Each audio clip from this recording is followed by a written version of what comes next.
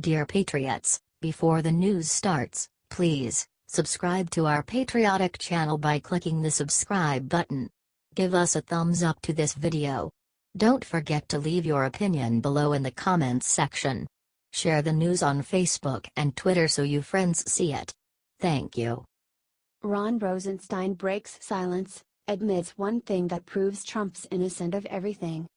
The truth shall set Trump free, or in the case of the Democrats, the truth shall make them cry.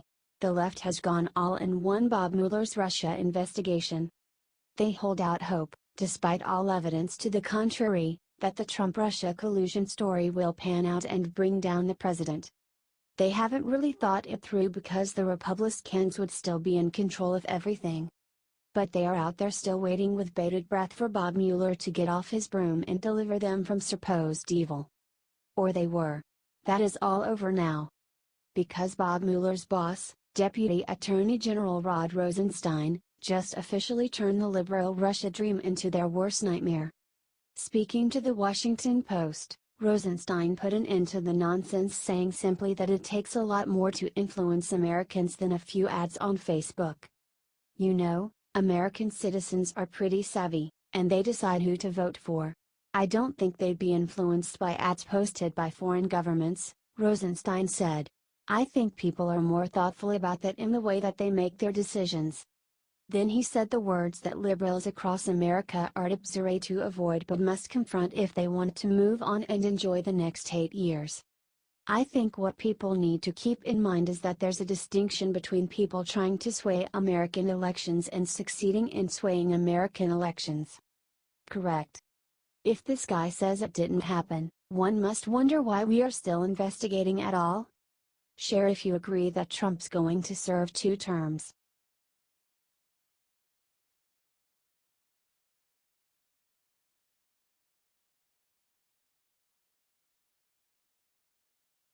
This Democrat senator just flipped on live TV and unveiled Hillary Clinton's treasonous secret. You can hear the word on the wind, and the word goes a little like this. Check this out. West Virginia Senator Joe Manchin just tore into Hillary Clinton and the fact that the DNC funded the dossier on Donald Trump by Christopher Steele. That sounds confusing. Let's simplify it. Watch this crazy video below. This means that the DNC and Hillary Clinton colluded to create the document that was then used to assign Special Counsel Mueller. Steele relied on Russian sources along with some Kremlin official. It is very possible now that Clinton cash went to Russian operatives that helped develop the dossier, says the Daily Caller. See more, see what Jeff Sessions did yesterday that Hillary Clinton hates even more. Share this if think that it is time for the DNC and Hillary Clinton to pay for their crimes. They have been caught red-handed colluding with the Russians. Get this out there now.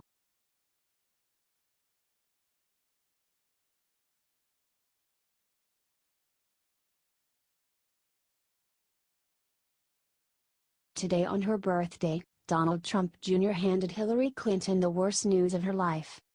Donald Trump Jr. just outdid himself and trolled her with an epic happy birthday. The tweet immediately went viral. The gag order against the FBI informant that has information that shows that Hillary Clinton's State Department took bribes from the Russians to make the Uranium One deal happen. Here is what Jim Hoft from the Gateway Pundit wrote. Share this to wish Hillary Clinton a happy birthday. This woman needs to be put away for this. If some people in this country can get away without justice, then there are no laws at all. God bless the United States.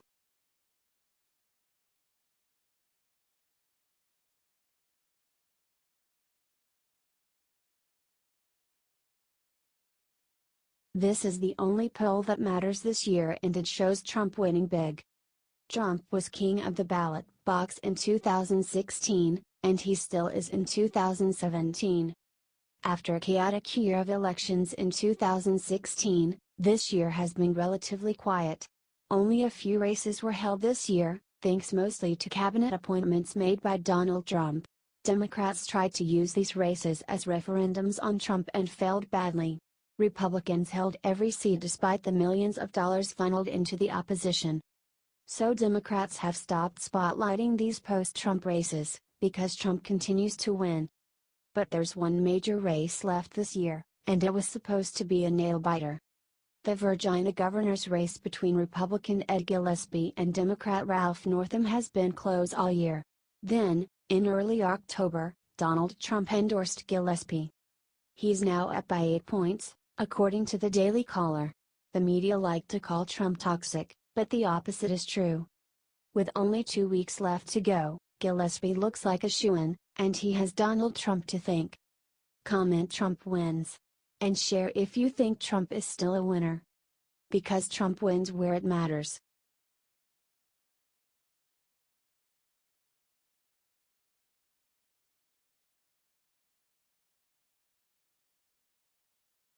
Jeff Sessions sends judges blocking Trump scurrying back to law school with one brutal fact. U.S. Attorney General Jeff Sessions has had enough of the activist federal judges blocking Trump's policies and sent them running back to law school with one simple sentence. According to Fox News, speaking at the Heritage Foundation, Sessions said of these judges, "The Constitution gives judges no right to veto a president's actions because they disagree with him on policy grounds. No, it does not. Go back to law school, boys. You need a refresher course on the rule of law."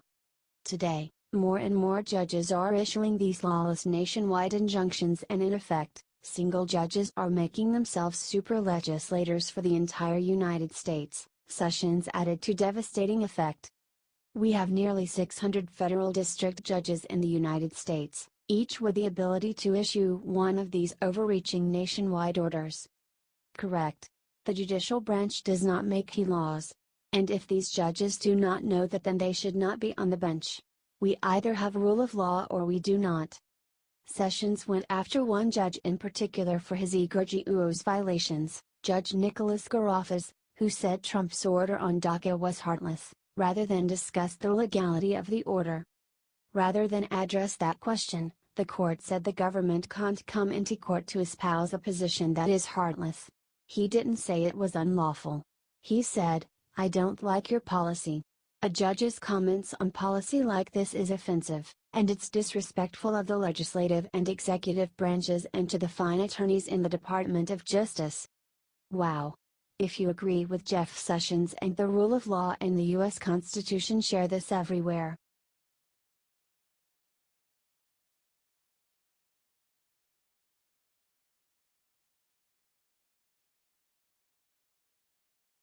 Trump just came out and pointed out something massive buried in the JFK files. The long-awaited JFK files have finally been unearthed in all their glory. According to Nation One News Foundation, 2,800 documents will be released today and the rest will be released over the next 180 days. Trump hasn't received requests from the CIA or FBI to keep any of the following documents under wraps. President Trump just said the following about the release. He said that public deserves to know as much as possible about the JFK assassination. Executive departments and agencies have proposed to me that certain information should continue to be redacted because of national security, law enforcement, and foreign affairs concerns. I have no choice today, but to accept those redactions rather than allow potentially irreversible harm to our nation's security. To further address these concerns, I am also ordering agencies to re-review each and every one of those redactions over the next 180 days, said the statement. Assange said the following on Twitter about the fact that the documents are being delayed. Assange is wrong, though. According to the Nation One News Foundation, Trump is going to be choosing the release times of the files. This means that Trump is going to drag this out and make it very hard for the swamp to get out of this one. Share this if you can't wait to see what comes out of this release. Do you think the US government killed JFK? We'll keep you updated here at Liberty Writers.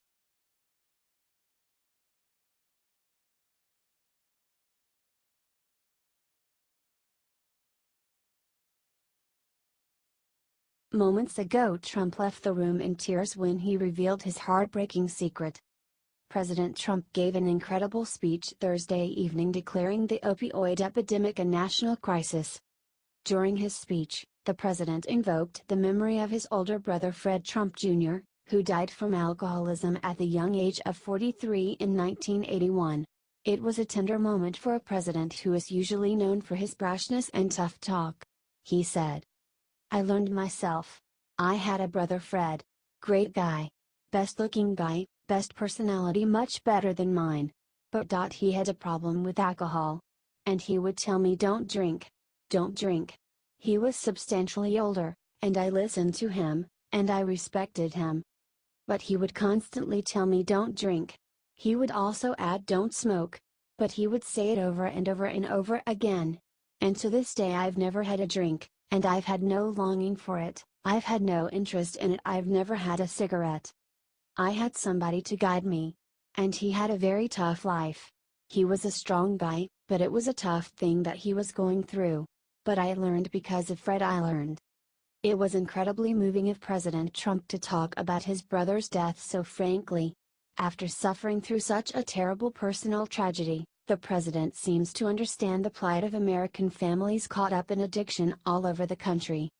President Trump promised a new advertising campaign against drug use that would emphasize the importance of never even starting. If we can teach young people and people generally not to start, it's really easy not to take them. And I think that's going to end up being our most important thing, really tough, really big, really great advertising. So we get to people before they start. The opioid epidemic is taking this country by storm. Overdose deaths involving prescription opioids have quadrupled since 1999. It is a national disaster of unmitigated proportions. President Trump is right, we need to help those who are addicted, but as his brother Fred told him, the best way to stop is to never start. This message is important, so share it out thousands of times and maybe someone who is also struggling will read it. HC Daily Mail